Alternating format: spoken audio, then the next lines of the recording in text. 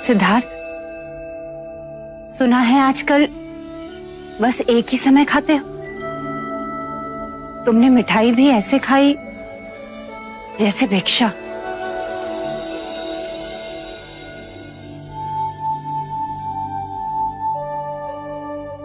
मैं भिक्षा भी ऐसे ग्रहण करता हूं जैसे मिष्ठान। मां, यदि भोजन पूर्ण ध्यान पूर्वक करें तो भिक्षा और मिष्ठान का अंतर समाप्त हो जाता है। अरे सत्य तो कहा, भिक्षा से मांगी हुई चीजों में रुचि अरुचि कैसी? बस सत्य भाव से खाना चाहिए। जय सिद्धार्थ, जय सिद्धार्थ, आप आ गए। नंद, चरण स्पर्श करो। अभी केवल तुम्हारे ज्येष्ठ नहीं, बुद्ध भी है।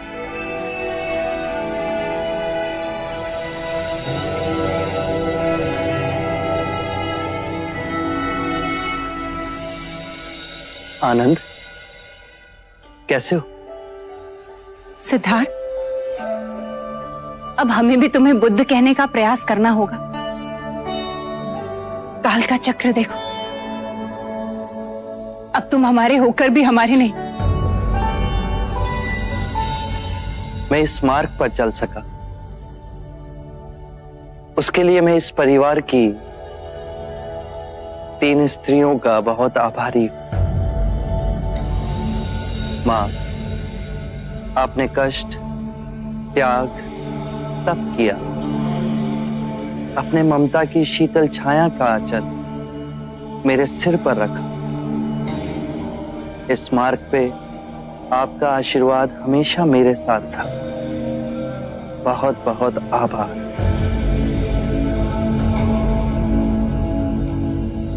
गोपा, तुमने भी अपना मोह और स्वार्थ नहीं देखा। मुझे सन्यास के मार्ग पे जाने की अनुमति दी। मेरे माता पिता और मेरे पुत्र राहुल का उत्तरदायित्व अपने ऊपर लिया, मुझे स्वतंत्र छोड़ा। उसके लिए तुम्हारा भी बहुत बहुत आभार। और मेरी तीसरी प्रेरणा बनी मंगला काकी। यदि मंगला काकी मुझे उस सन्यासी से ना मिलाती तो वैराग्य का मार्ग मेरे लिए स्वप्न ही रह जाता।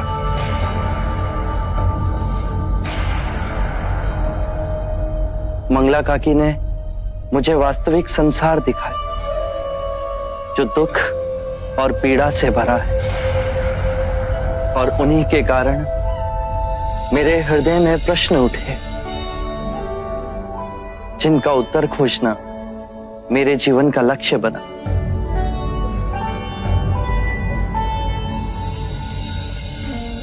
मंगला काकी, जिस तरह आपने मेरा ध्यान रखा, उसी तरह आप मेरे पुत्र राहुल का भी ध्यान रखेंगी।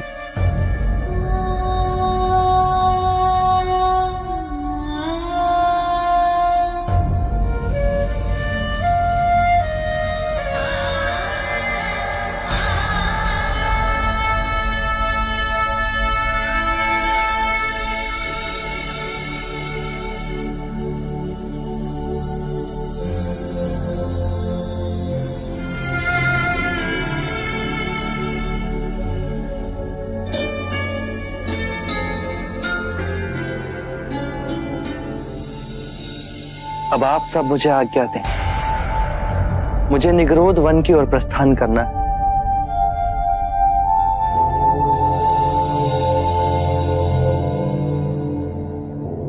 ज्येष्ठ,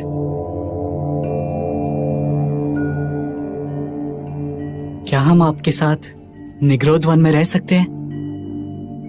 आपने जो परम सत्य पाया, क्या आप हमें उसके दर्शन कराएंगे? अवश्य।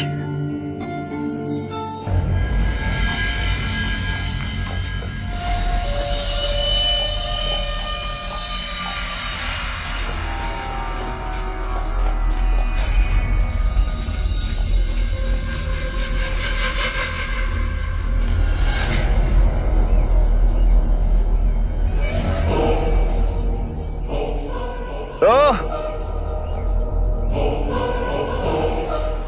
7 वर्षों के पश्चात ये पाया तुमने, हाँ?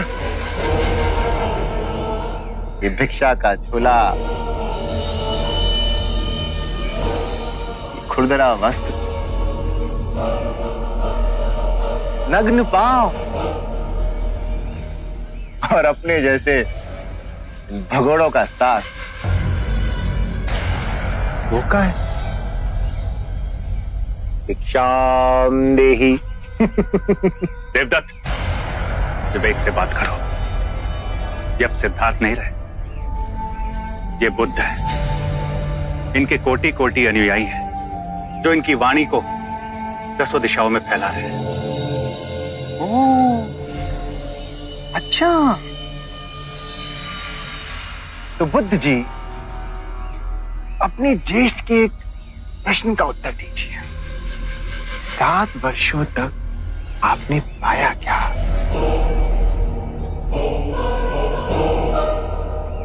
शांति। शांति।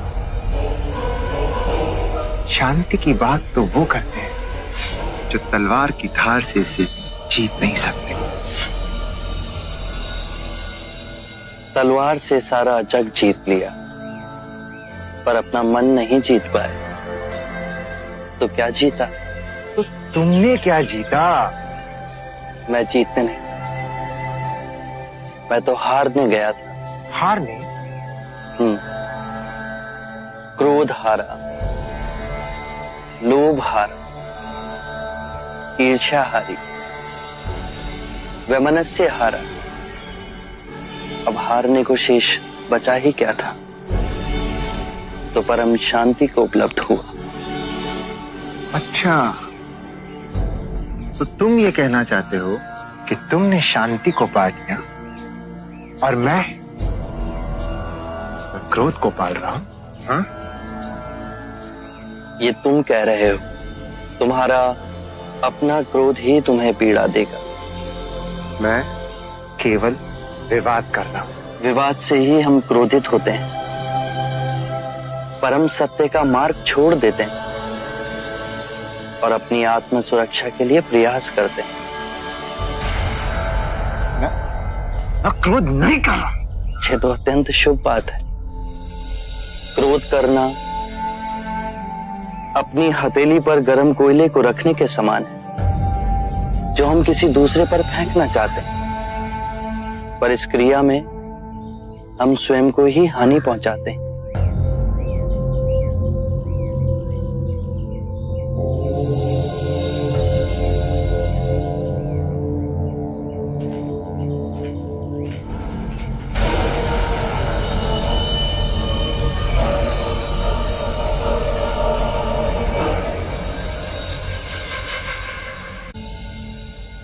माँ, मेरे पिताजी जैसा कोई नहीं। इस पूरे कपिल वस्तु में वो सबसे भिन्न है। वो कैसे? राजमहल वालों जैसे नहीं है वो। ना कीमती वस्त्र, ना तलवार, ना कट के चलना, और वो उन सबसे अधिक शक्तिशाली है। हाँ, वो सबसे अधिक शक्तिशाली है। जानते हो क्यों? क्योंकि तुम्हारे पिताजी ने स्वयं को जीत लिया। जिसने सारे संसार को जीत लिया पर स्वयं को नहीं जीता, उसने कुछ नहीं जीता।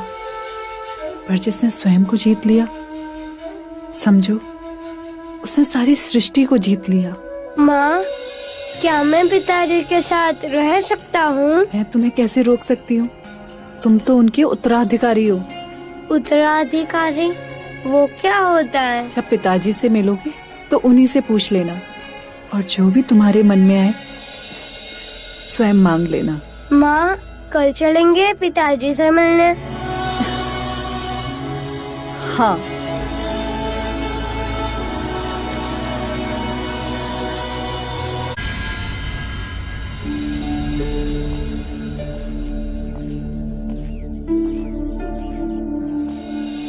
प्रणाम देवी। प्रणाम युवराज। आइए।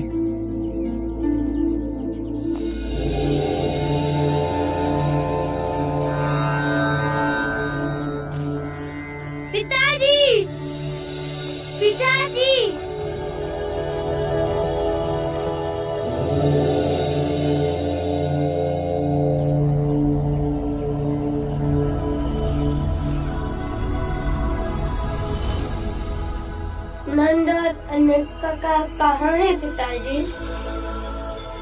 अमात्य आज दीक्षा ले भिक्षुक बन रहे हैं। वो दोनों उसी प्रक्रिया को देखने गए। मैं भी दे सकता हूँ। आइए।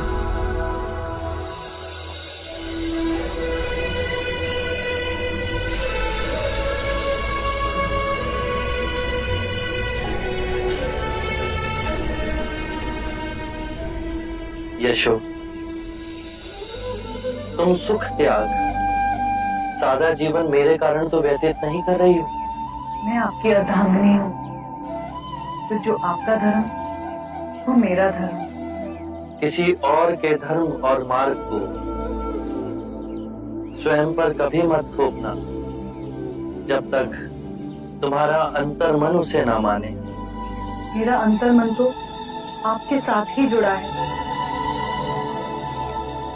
तो क्या मुझे आपके मार्ग पर चलने की अनुमति है? तो क्या नारी को मुक्ति का मार्ग प्राप्त करने का अधिकार नहीं? मैं आपकी भिक्षुणी क्यों नहीं बन सकती?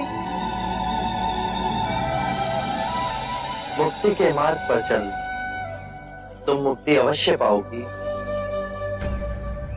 परंतु अभी तुम्हारे भिक्षुणी बनने का समय नहीं आया। अनुकूल समय आने पर मैं तुम्हें स्वयं उसके बारे में बताऊंगा। अभी तुम यहाँ नहीं ठहर सकती।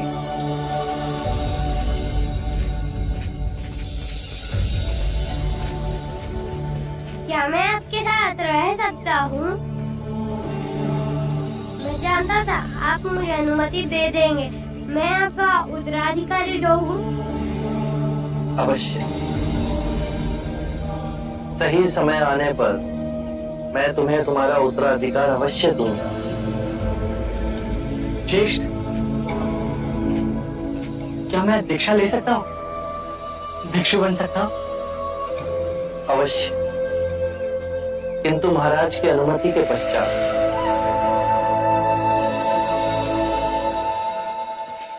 नंद में संकल्प शक्ति का अभाव है, जो जीवन के किसी भी निर्णय को लेने के लिए आवश्यक है, चाहे वो राजा बने या भिक्षु। सत्य पहचाना।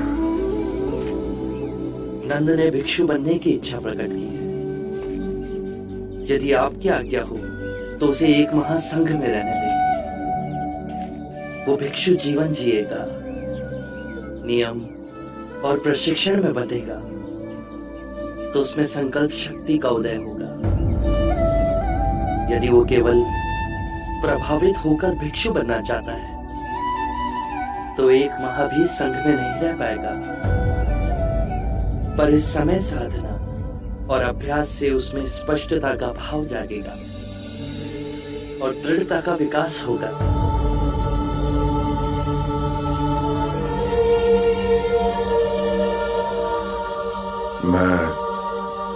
मैं तुम्हें अनुमति देता हूँ। एक बात और पिताजी, मेरा यहाँ से प्रस्थान का समय हो गया। अगले सप्ताह मैं कौशल की ओर प्रस्थान करूंगा। अब व्यथित ना हूं पिताजी, मैं पुनः कपिलवस्तु लौट कर आऊंगा। एक अनुरोध है तुमसे पुत्र।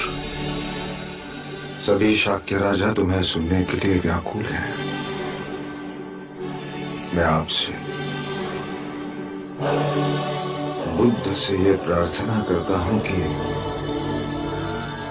अपने ज्ञान का संबोधन करें। अवश्य। बुद्धं शरणं गच्छामि। धम्मं शरणं गच्छामि। धम्मं शरणं गच्छामि। संघं शरणं गच्छामि। संघं शरणं गच्छामि।